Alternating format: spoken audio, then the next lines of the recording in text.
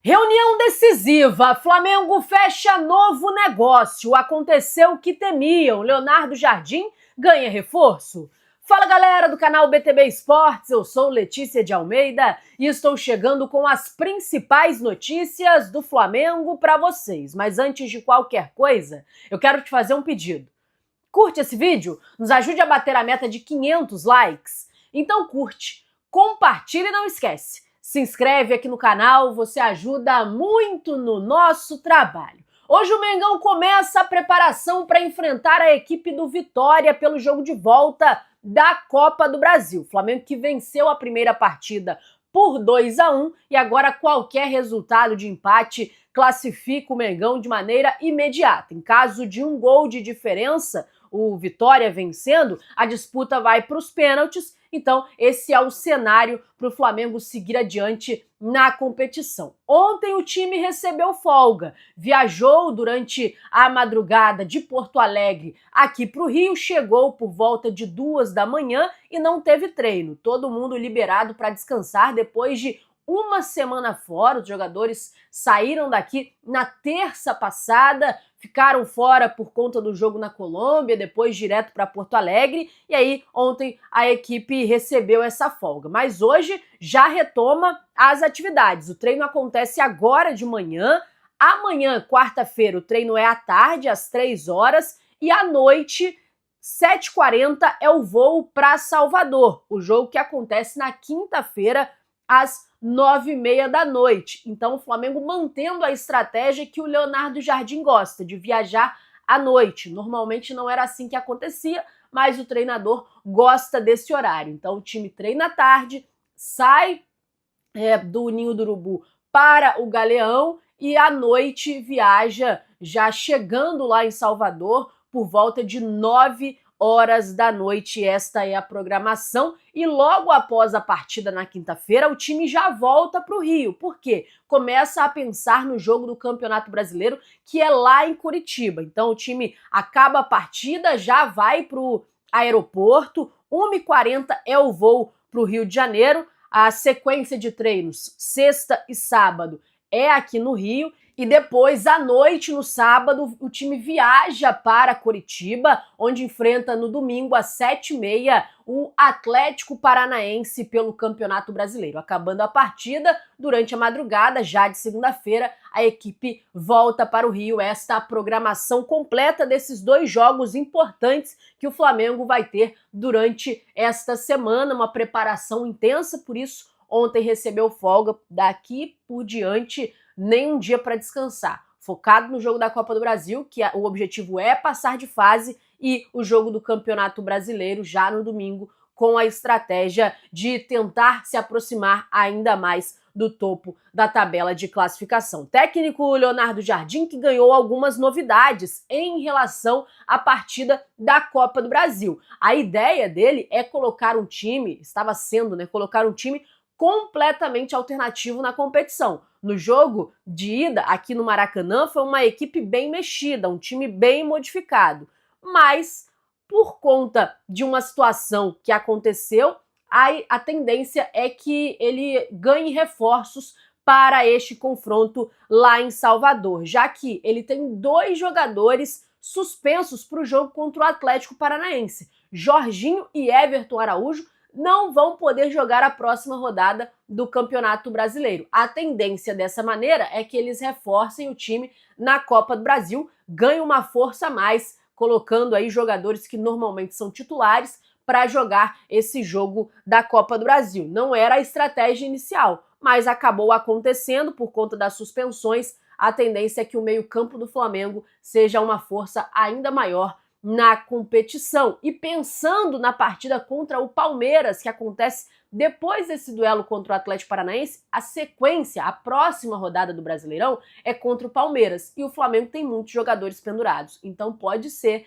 que ele preserve peças no jogo contra o Atlético Paranaense para não correr o risco de perder nenhum jogador para a partida contra o Palmeiras. E caso ele opte por isso, o jogo da Copa do Brasil ganha ainda mais novidades, se ele optar por poupar os atletas que estão pendurados contra o Atlético Paranaense, a tendência é que na Copa do Brasil ele ganhe ainda mais reforços, ele ganhe ainda mais jogadores que normalmente não seriam utilizados na competição. É observar ao longo aí dos próximos dias a estratégia e as definições que o Leonardo Jardim vai ter, o que ele planeja, o que ele espera, mas existe uma grande chance do Flamengo ganhar mais força, ter mais força nesse jogo contra o Vitória, que o objetivo é fazer um grande resultado. O Flamengo não conseguiu uma vitória confortável no jogo de ida. Venceu, bem verdade, 2-1, tem a vantagem, mas não foi uma vantagem elástica, não foi uma vantagem considerável.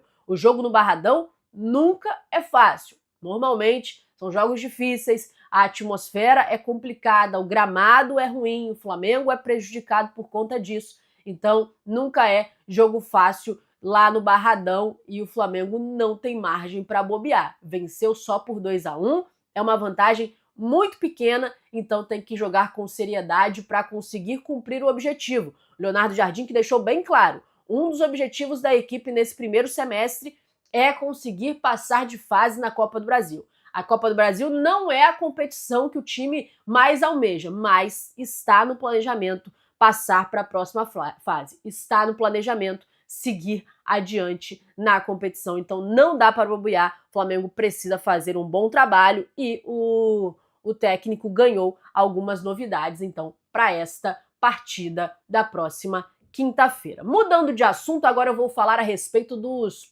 convocados ou pré-convocados, né? A pré-lista da seleção brasileira. O Flamengo é o clube com mais jogadores pré-convocados pela seleção brasileira para a Copa do Mundo. Foram 7 nomes entre os 55 enviados por Carlo Ancelotti à FIFA na noite de ontem. Danilo, Alexandro, Léo Pereira, Léo Ortiz, Lucas Paquetá, Pedro e Samuel Lino. 7 nomes do Mengão estão nesta pré-lista do Carlo Ancelotti, o que deixa quem não gosta do Flamengo muito chateado, porque o Flamengo tem tido cada vez mais notoriedade no cenário nacional, no cenário mundial, jogadores de alto nível. O Flamengo tem um elenco recheado de grandes nomes e nesta Copa do Mundo isso está mais do que provado. Muitos jogadores do Flamengo na pré-lista, muitos jogadores, 7 na seleção brasileira, além dos 3 uruguaios, Arrascaeta, De La Cruz e Varela. Carrascal também está na pré-lista da seleção colombiana,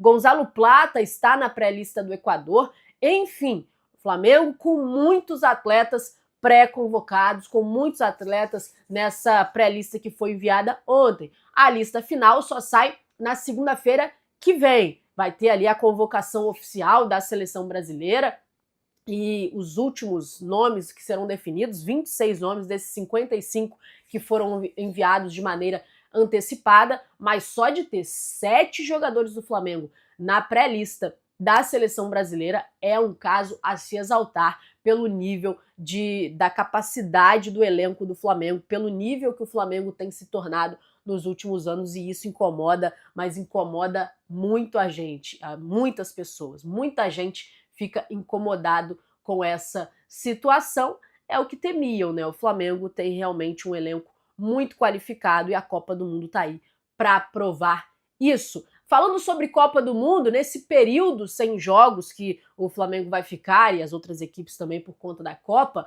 o objetivo do Flamengo é ficar de olho na base, é ficar atento às categorias de base. O Leonardo Jardim vai utilizar desse período para observar os garotos da base, para ter mais tempo, e um tempo que normalmente com os jogos não acontece. Um tempo para conseguir ficar de olho no desenvolvimento dos atletas da categoria sub-20, da categoria sub-17, para ver quem ele vai poder contar ou ele começar a contar depois da Copa do Mundo. Então esse período sem jogos vai ser muito importante para o treinador também observar essa situação. O Flamengo que vai ganhar ali um tempo de descanso, os jogadores, depois, durante a Copa, treinos e preparação para o restante da temporada, mas esta ideia, esse plano traçado pelo Leonardo Jardim é ficar de olho na categoria de base, é usar esse tempo para poder observar os crias do Mengão. E falando sobre cria, o Flamengo está de olho numa negociação que pode render um valor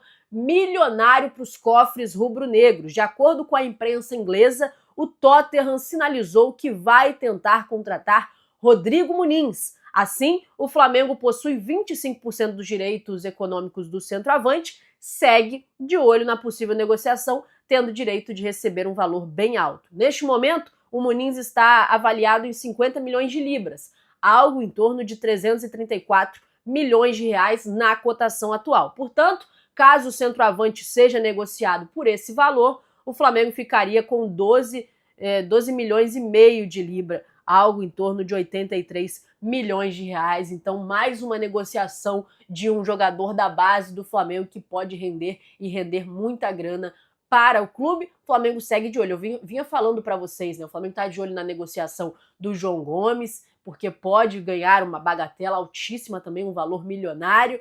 Tem o Mateuzinho, que também passou pela categoria de base do Flamengo e está sendo negociado pelo Corinthians. O Flamengo também receberia um valor bem alto nessa negociação. E agora é o Rodrigo Muniz que chama a atenção, uma negociação que está acontecendo e o Flamengo tá de olho. Para finalizar, vou falar sobre uma reunião que aconteceu decisiva ontem à noite do Conselho Deliberativo do Flamengo. E o Conselho aprovou os 3 uniformes para 2027. Novo negócio aprovado no Flamengo, novo negócio concretizado no Flamengo. Um deles será uma homenagem a Jorge Benjor, um grande rubro-negro. A camisa de número 3 será preta com detalhes rosa, azul e amarelo, homenageando o Jorge Benjor. Além disso, camisa de número 1 terá listras finas com as mangas vermelhas, uniforme que relembra um pouco o de 2018, e a camisa de número 2 será com detalhes cinza, vermelho e preto. Será branca com detalhes cinza, vermelho e preto. Essa é uma homenagem à Taça Salutares, um concurso vencido pelo Flamengo em 1927, que elegia o clube mais simpático do Brasil. A camisa 1 e 2 teve 90% de aprovação e a camisa 3, 72%. Então, um novo acordo fechado. O Conselho Deliberativo aprovou nessa reunião decisiva, martelo batido quanto aos 3 uniformes do Mengão para a próxima temporada. Galera, eu vou ficando por aqui. Muito obrigada a você que acompanhou esse vídeo até o final. Eu te peço para você curtir, mandar para os seus amigos. Se você não for inscrito, se inscreve. Se você já for inscrito, acione o sino das notificações para você não perder nada do que está acontecendo. Muito obrigada por tudo, tamo junto e até a próxima. Tchau, tchau!